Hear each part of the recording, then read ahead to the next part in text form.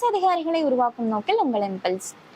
So 8th standard physics புக்குடைய measurement லெசனுடைய box content இதில் பார்க்கலாம். ஸோ வீடியோக்குள்ளே போயிடலாம். ஃபர்ஸ்ட் பாருங்க, நம்ம எஸ்ஐ யூனிட்னு சொல்லிட்டு இருக்கோம் இல்லைங்களா. ஸோ இந்த எஸ்ஐ யூனிட் அப்படிங்கிறது ஃபர்ஸ்ட் எப்படி கொண்டு வந்திருப்பாங்கன்னா, ஒவ்வொரு கண்ட்ரிலையும் ஒவ்வொரு மாதிரியான டேர்ம்ஸ் அப்படிங்கிறது யூஸ் பண்ணியிருப்பாங்க. அதாவது ஏதாவது ஒரு விஷயத்த மெஷர் பண்றதுக்கு. லைக் வந்து இப்போ நான் எதா இருந்தாலும் வந்து நம்ம கண்ட்ரியில கிலோமீட்டர்ல தான் பேசுவோம்னா, அவங்க கண்ட்ரியில எல்லாமே மீட்டர்ல தான் பேசுவாங்க. இன்னொரு கண்ட்ரியில எல்லாமே சென்டிமீட்டர் அப்படின்னு சொல்லிட்டு சொல்றாங்கன்னு வச்சுக்கோங்க. ஸோ அப்போ கண்டிப்பா நம்ம கண்ட்ரியில இருக்கிறவங்களும் அவங்க கண்ட்ரியில இருக்கிறவங்களும் பேசிக்கும் பொழுது மிஸ்கம்யூனிகேஷன் அப்படிங்கிறது ஆகிறதுக்கான சான்சஸ் வந்து இருக்கு இல்லைங்களா.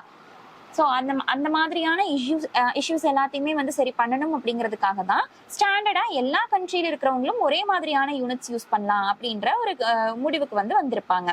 ஸோ அப்படி முடிவு பண்ணி தான் 1960ல 11th ஜெனரல் கான்ஃபரன்ஸ் அப்படிங்கிறது நடந்திருக்கும். 11th general conference on weights and measures at Paris in France. So பிரான்ஸ்ல இருக்கக்கூடிய பாரிஸ்ங்கிற பிளேஸ்ல இந்த 11th கான்ஃபரன்ஸ் அப்படிங்கிறது நடந்திருக்கு.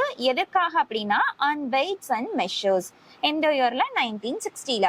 ஸோ என்ன பண்ணிருப்பாங்கன்னா, எல்லாரும் உட்காந்து பொறுமையா சரி இந்த மாதிரி ஒவ்வொரு கண்ட்ரிலையும் ஒன்னொன்னு ஃபாலோ பண்ணா கஷ்டமா இருக்கு, ஸோ எல்லாரும் ஒரே மாதிரி ஃபாலோ பண்ணா இன்னுமே ஈஸியா இருக்கும் அப்படின்ட்டு முடிவு பண்ணி எஸ்ஐ யூனிட் அப்படிங்கிற ஒன்றை கொண்டு வந்திருப்பாங்க. ஸோ அந்த எஸ்ஐ உடைய எக்ஸ்பான்ஷன் என்னங்கிறது நமக்கு கண்டிப்பா தெரிஞ்சிருக்கணும். International system of units. So அதுதான் எஸ்ஐ. இது எந்த வேர்ட்ல இருந்து வந்து இதை வந்து டிரைவ் பண்ணியிருக்காங்கன்னா, பிரெஞ்ச் நேம் சிஸ்டமி இன்டர்நேஷனல் அப்படிங்கிற இந்த பிரெஞ்ச் நேம்ல இருந்து தான் வந்து இதை அப்ரிவேட் பண்ணியிருக்காங்க. ஸோ அப்போ எந்த வேர்டுன்னு கேட்டா சிஸ்டம் இன்டர்நேஷனல், இதுவே அதோட எக்ஸ்பான்ஷன் என்னன்னு கேட்டாங்கன்னா international system of units. So பாருங்க, அப்படி அவங்க கொண்டு வந்தது தான் நம்ம யூஸ் பண்ணிட்டு இருக்கக்கூடிய எஸ்ஐ யூனிட்ஸ். ஸோ நம்ம ஃபண்டமெண்டல் யூனிட்ஸ் வந்து மொத்தமா 7 இருக்கு. ஸோ அதை வந்து நம்ம பேஸ் யூனிட்ஸ்னும் சொல்லலாம், எஸ்ஐ யூனிட்ஸ்னும் சொல்லலாம், ஃபண்டமெண்டல் யூனிட்ஸ்னும் சொல்லலாம் அப்படின்னு நம்ம லாஸ்ட் வீடியோல வந்து டிஸ்கஸ் பண்ணியிருந்திருப்போம். 7th புக்குடைய மெஷர்மெண்ட் லெசன்ல டிஸ்கஸ் பண்ணியிருந்திருப்போம். ஸோ அப்போ அந்த 7 என்னென்ன? Length, mass, time, temperature, electric current, amount of substance, luminous intensity. So இந்த 7 விஷயங்கள் டிஸ்கஸ் பண்ணியிருப்போம். அதுக்கான யூனிட்ஸும் நம்ம எல்லாமே ஆல்ரெடி வந்து பார்த்தது தான். அப்போ இப்போ எஸ்ஐ யூனிட் வந்து கொண்டு வந்துட்டாங்க. ஓகே, இதுக்கு முன்னாடி வேற ஏதோ யூனிட்ஸ் யூஸ் பண்ணிட்டு இருந்தாங்கன்னு சொன்னோம் இல்லைங்களா. அந்த மாதிரி என்னென்ன யூனிட்ஸ் யூஸ் பண்ணிட்டு இருந்தாங்கன்னு பாத்தீங்கன்னா, மொத்தம் ஒரு 3 யூனிட்ஸ் வந்து இதுக்கு முன்னாடி யூஸ் பண்ணிட்டு இருந்தாங்க. FPS system, CGS system, MKS system அப்படின்னு சொல்லிட்டு. ஸோ இந்த சிஸ்டம் எல்லாம் நேம் வந்து ரொம்ப டிஃபிகல்ட்டா இருக்கேன்னு யோசிக்க வேணாம், ரொம்ப சிம்பிள் தான்.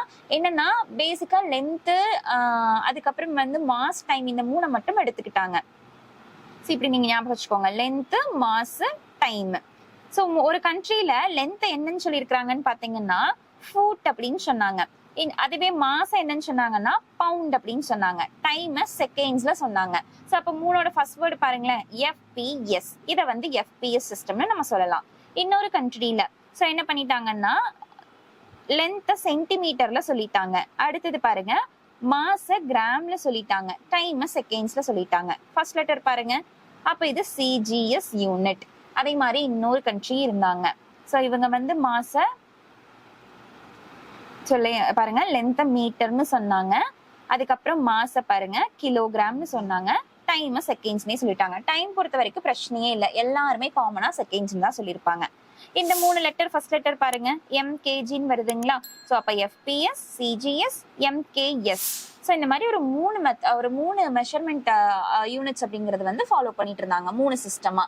அதனாலதான் வந்து இந்த மாதிரி ப்ராப்ளம் எல்லாம் வந்து இப்போ எம்கேஎஸ் வந்து யூஸ் பண்ற ஒருத்தர் சிஜிஎஸ் யூஸ் பண்ற ஒரு கண்ட்ரி கிட்ட பேசும்பொழுது நிறைய கன்ஃபியூஸ் ஆகிறதுக்கான சான்சஸ் இருக்கு. சிஜிஎஸ்ல இருக்கிறவங்க எஃபிஎஸ் யூஸ் பண்ணும் பொழுது அதுவும் வந்து இந்த மாதிரி கன்ஃபியூஸ் ஆகிறதுக்கான சான்சஸ் இருக்கு. ஸோ அதனாலதான் எஸ்ஐ யூனிட், இந்த 3க்குமே காமனா எஸ்ஐ யூனிட்டை வந்து கொண்டு வரலாம் அப்படின்னு சொல்லிட்டு கொண்டு வந்திருப்பாங்க. ஸோ லென்த்தை வந்து அவங்க மீட்டர்னு சொல்லியிருப்பாங்க, மாசம் வந்து கிலோகிராம்னு சொல்லியிருப்பாங்க, டைம் வந்து செகண்ட்ஸ்னு சொல்லியிருப்பாங்க. ஸோ இப்ப பாருங்களேன், இவங்களும் வந்து எம்கேஎஸ் சிஸ்டம் மாதிரியே இருக்காங்களா. அப்ப எஸ்ஐ யூனிட் வந்து கடைசியா வந்து கொண்டு வந்ததும் எம்கேஎஸ் சிஸ்டம் மாதிரியே இருக்கிறதுனால ஸோ இது வந்து எம்கேஎஸ் சிஸ்டத்தை வந்து டிபெண்ட் பண்ணி இருக்கு அப்படின்னு நம்ம சொல்லலாம். ஸோ உங்களுக்கு கொஸ்டின் இப்படி கூட வரலாம், எது வந்து எம்கேஎஸ் சிஸ்டத்தோட சிமிலரா வந்து போகுது அப்படின்னு சொல்லிட்டு. ஸோ எஸ்ஐ யூனிட் வந்து எந்த சிஸ்டம் கூட வந்து சிமிலரா இருக்குன்னு கேட்டா எஃபிஎஸ்ஆ, சிஜிஎஸ்ஆ, எம்கேஎஸ்ஆ. ஸோ எம்கேஎஸ் கூட தான் வந்து சிமிலரா இருக்கு. அப்ப நம்ம எம்கேஎஸ் அப்படிங்கிற யூனிட்டை சூஸ் பண்ணலாம். ஸோ பாருங்க, அதை தான் இங்க கொடுத்துருக்காங்க. The CGS, MKS and SI units are metric system of units. And FPS is not a metric system. It's a British system of units. So பாருங்களேன், எஃபிஎஸ்ங்கிறது மட்டும் என்னன்னு பாத்தீங்கன்னா, எஃபிஎஸ்ங்கிறது டோட்டலி வந்து பிரிட்டிஷால கொண்டு வரப்பட்ட ஒரு யூனிட்.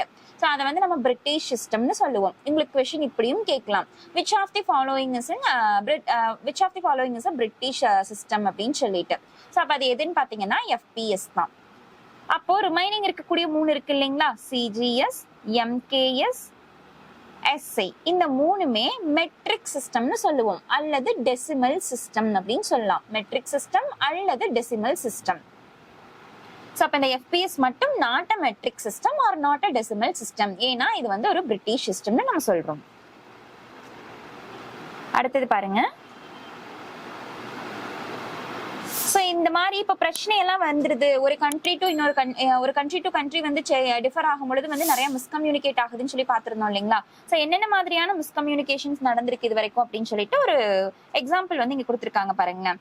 1998ல வந்து national aeronautics and space administration, அதாவது நாசா இருக்காங்க இல்லைங்களா. ஸோ அவங்க என்ன பண்ணியிருக்காங்கன்னா, மாஸ் கிளைமேட் ஆர்பிட்டர் அப்படிங்கிற ஒரு சுற்றுக்கலத்தை மாசை வந்து ஆராய்ச்சி பண்றதுக்காக வந்து அமைச்சிருப்பாங்க. ஸோ அது வந்து என்ன ஆகும்னு பாருங்க, மார்ஷியன் கிளைமேட்டை இது பண்றதுக்காக, மானிட்டர் பண்றதுக்காக லான்ச் பண்ணி 9 months லேட்டர் என்ன ஆகுதுன்னு பாத்தீங்கன்னா டிசப்பியர் ஆயிடுது. எதனால டிசப்பியர் ஆகுது அப்படின்னு சொல்லிட்டு பார்க்கும் பொழுது நிறைய கால்குலேஷன்ஸ் பண்ணிருப்பாங்க இல்லைங்களா. ஸோ அந்த ஆர்பிட்டர் கால்குலேஷன்ஸ்ல வந்து நிறைய வந்து மிஸ்டேக்ஸ் அப்படிங்கிறது இருந்திருக்கும். அந்த மிஸ்டேக் எதனால வந்தது அப்படின்னு சொல்லிட்டு யோசிக்கும் பொழுதுதான் வந்து ஒரு விஷயம் புரிஞ்சிருக்கு. என்னன்னா, ஸ்பேஸ் கிராஃப்ட் டீம் இருக்காங்க இல்லைங்களா. ஸோ கொலராடோல இருக்கக்கூடிய ஸ்பேஸ் கிராஃப்ட் டீம் வந்து ஒரு மெத்தட் யூஸ் பண்ணி இருந்திருப்பாங்க. இதுவே கலிபோர்னியால இருக்கக்கூடிய நேவிகேஷன் டீம் வந்து இன்னொரு மெத்தட் யூஸ் பண்ணி இருந்திருப்பாங்க. அப்போ ஒவ்வொரு வாட்டியும் வந்து இவங்க வந்து கொஞ்சம் கொஞ்சமா வந்து கைட் பண்ண அங்க வந்து நிறைய யூனிட்ஸ் வந்து சேஞ்ச் ஆகுறதுனால நிறைய வந்து மிஸ்கம்யூனிகேட் ஆகி கடைசியில வந்து கால்குலேஷன் வந்து இன்கரெக்டா போகுது. அதனால அந்த ஆர்பிட்டார் வந்து டிசப்பியரும் ஆகுது. ஸோ பாருங்க, ஒருத்தர் எஃபிஎஸ் சிஸ்டம் யூஸ் பண்ணிருக்காங்க, ஒருத்தர் எம்கேஎஸ் சிஸ்டம் யூஸ் பண்ணிருக்காங்க. ஸோ இவங்க பவுண்டுன்னு சொல்லியிருப்பாங்க லென்த்தை, இவங்க வந்து என்ன பண்ணிருப்பாங்க, மாஸ்ல வந்து கன்வெர்ட் பண்ணி கொண்டு வந்திருப்பாங்க. அதே மாதிரி இவங்க வந்து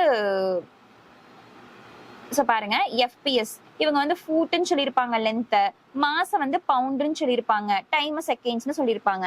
எம்கேஎஸ்ல லென்த் வந்து மீட்டர்னு சொல்லிட்டு மாச கிலோகிராம்னு சொல்லி டைம் செகண்ட்ஸ்னு சொல்லியிருப்பாங்க. ஸோ அப்போ ஒவ்வொரு வாட்டியும் இது வந்து சேஞ்ச் பண்ணி வந்து பண்ணும் பொழுது கண்டிப்பா மிஸ்கம்யூனிகேஷன் அப்படிங்கறது அந்த இடத்துல நடக்கும் இல்லைங்களா. அதுதான் வந்து இந்த இடத்துல ரீசன். இதனால $125 million அளவுக்கு வந்து உங்களுக்கு லாஸ் ஆயிருக்கும்.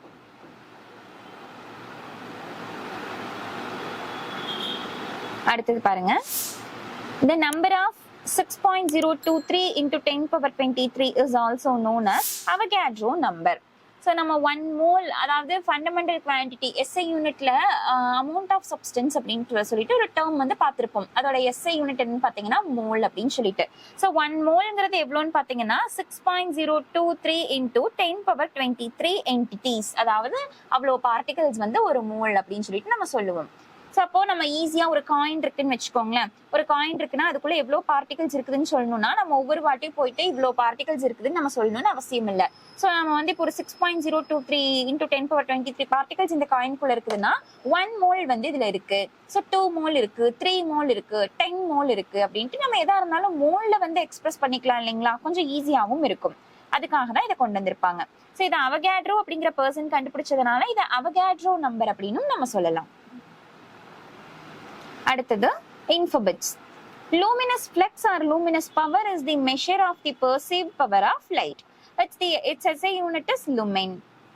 So பாருங்க, one lumen is defined as the luminous flux of the light produced by the light source that emits 1 candela of luminous intensity over a solid angle of 1 steradian. So இந்த இடத்துல என்ன சொல்லியிருக்காங்கன்னு பாருங்க, luminous flux or luminous power அப்படிங்கிறது என்ன அப்படின்னா, so இப்போ ஒரு ஃபிளாஷ் வந்து ஆன் பண்றீங்கன்னு வச்சுக்கோங்களேன். உங்க மொபைல் போன்லயே வந்து ஒரு ஃபிளாஷ் நீங்க ஆன் பண்றீங்கன்னா அந்த மொபைல் போன்ல இருந்து எவ்வளோ ஃபிளாஷ் வந்து வெளியில வருது அப்படிங்கிறத நீங்க மெஷர் பண்ணி சொன்னீங்கன்னா அது வந்து லூமினஸ் இன்டென்சிட்டி. அந்த லைட்டோட இன்டென்சிட்டி எவ்வளவு அப்படின்னு நம்ம செக் பண்றது. அந்த ஃபிளாஷோட லைட்டை நம்மளோட கண்ணால நம்ம ஐஸ் வந்து எவ்வளவு ஃபீல் பண்ணுது அப்படிங்கிறத நீங்க அந்த இடத்துல சொன்னீங்கன்னா அதை தான் luminous flux or luminous power அப்படின்னு சொல்லுவோம். ஸோ பாருங்க, is the measure of the perceived power of light. So இதோட எஸ்ஐ யூனிட் வந்து லுமென்னு சொல்லுவோம். ஸோ நல்லா இந்த இடத்துல கன்ஃபியூஸ் பண்ணிக்க கூடாது. லூமினஸ் இன்டென்சிட்டி அப்படின்னா candela, luminous flux or luminous power அப்படின்னா அதை வந்து நம்ம வந்து லுமென் அப்படின்னு சொல்லுவோம்.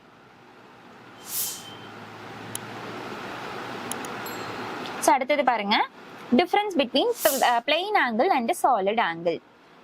ஸோ பிளெயின் ஆங்கிள்னா பாருங்க, it's the angle made at the point of intersection of two lines or planes. So இந்த மாதிரி ஒரு டூ லைன் இன்டர்செக்ட் ஆகுதுன்னு வைங்களேன், இந்த இடத்துல ஒரு ஆங்கிள் வருது இல்லைங்களா, அல்லது இந்த மாதிரி ஒரு டூ பிளெயின் இருக்குன்னு வச்சுக்கோங்க, அது ரெண்டு இன்டர்செக்ட் ஆகும்பொழுது இங்க ஒரு ஆங்கிள் வருது இல்லைங்களா, ஸோ அதை தான் பிளெயின் ஆங்கிள்னு சொல்லுவோம். இதுவே சாலிட் ஆங்கிள்னா it's the angle by the intersection of 3 or more planes at a common point. So இந்த மாதிரி ஒரு ஷேப் இருக்குதுன்னு வச்சுக்கோங்களேன், ஒரு ஐஸ்கிரீம் இருக்குன்னு வச்சுக்கோங்க, அதோட கோன் பார்ட் இருக்கும் இல்லைங்களா, அப்ப இந்த இடத்துல ஒரு ஆங்கிள் அப்படிங்கிறது வந்து இருந்திருக்கும் இல்லைங்களா கண்டிப்பா. ஸோ அதை தான் வந்து நம்ம என்னன்னு சொல்லுவோம்னா சாலிட் ஆங்கிள் அப்படின்னு சொல்லுவோம்.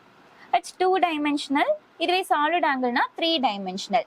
நம்ம எக்ஸாம்பிளுக்கு இப்படி கூட வச்சுக்கலாம், ஒரு பீட்சா இருக்குதுன்னா, ஸோ இந்த மாதிரி ரவுண்ட் ஷேப்ல இருக்கும்.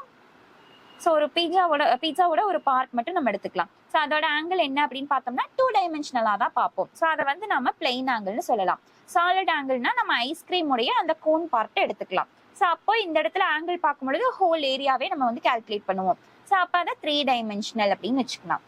இதோட யூனிட் பாருங்க, பிளெயின் ஆங்கிளோட எஸ்ஐ யூனிட் ரேடியன்னு சொல்லுவோம், சாலிட் ஆங்கிளோட எஸ்ஐ யூனிட்டை ஸ்ட்ரேடியன் அப்படின்னு சொல்லுவோம்.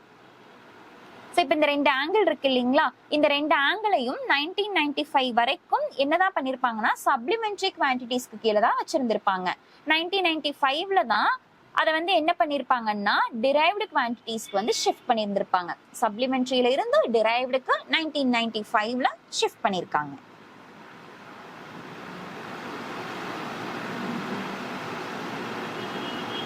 அடுத்தது பாருங்க, Greenwich Mean Time. GMT is the mean solar time at the Royal Observatory located at Greenwich in London. So லண்டன்ல இருக்கக்கூடிய கிரீன்விச் அப்படிங்கிற பிளேஸ்ல இருக்கக்கூடிய ராயல் அப்சர்வேட்டரியில தான் வந்து இந்த கிரீன்விச் மீன் டைம் அப்படிங்கறது வந்து கால்குலேட் பண்ண ஸ்டார்ட் பண்றாங்க. ஸோ என்ன ஆகுதுன்னு பாருங்க, it's measured at the longitude of 0 degree. So 0 degreeல இருந்து தான் வந்து இது மெஷர் பண்றதுக்கு ஸ்டார்ட் பண்றோம் நம்ம. ஸோ இங்க இந்த இடத்துல பாருங்க, Earth is divided into 24 zones. So 24 ஜோனா வந்து பிரிச்சிருக்காங்க. எந்த வித்லன்னு பாருங்களேன், with with of 15 degree longitude. 0 degreeல ஸ்டார்ட் ஆகுது, 15 degree லாங்கிடியூட்ல வந்து 24 ஜோனா எர்த்தை வந்து பிரிச்சிருக்காங்க. ஸோ அப்போ அதை தான் வந்து நம்ம 24 hours அப்படின்னு சொல்லிட்டு நம்ம சொல்லிட்டு இருக்கோம். ஸோ அப்போ ஒவ்வொரு ஜோனுக்கும் நடுவில் இருக்கக்கூடிய கேப் எவ்வளவுன்னு பாத்தீங்கன்னா 1 hour அப்படிங்கிற அந்த கேப் வந்து இருக்கும். ஸோ அதனாலதான் 1 hour கேப்ல நமக்கு மொத்தமா வந்து ஒரு 24 hours அப்படிங்கிறது வந்து கிடைக்குது. Indian standard time. So IST அப்படிங்கிறது பாருங்க, the location of Mirzapur in Uttar Pradesh taken as the reference longitude of the Indian Standard Time. It's located at 82.5 degree longitude. So இந்த இடத்துல பாருங்க 82.5 degree longitudeல ஸோ இந்த மிர்சார்பூர் அப்படிங்கிற ஒரு பிளேஸ்ல இருந்து தான் வந்து நம்ம இந்தியன் டைம் அப்படிங்கறது வந்து ஸ்டார்ட் பண்றோம். இது எங்க லொகேட் ஆயிருக்குது அப்படின்னா உத்தர் பிரதேஷ்ல. ஸோ நமக்கு இந்தியன் ஸ்டாண்டர்ட் டைம் தெரியணும் அப்படின்னா GMT கூட 5.30 வந்து ஆட் பண்ணோம்னாவே போதும், அது வந்து நம்மளுடைய இந்தியன் ஸ்டாண்டர்ட் டைமா இருக்கும்.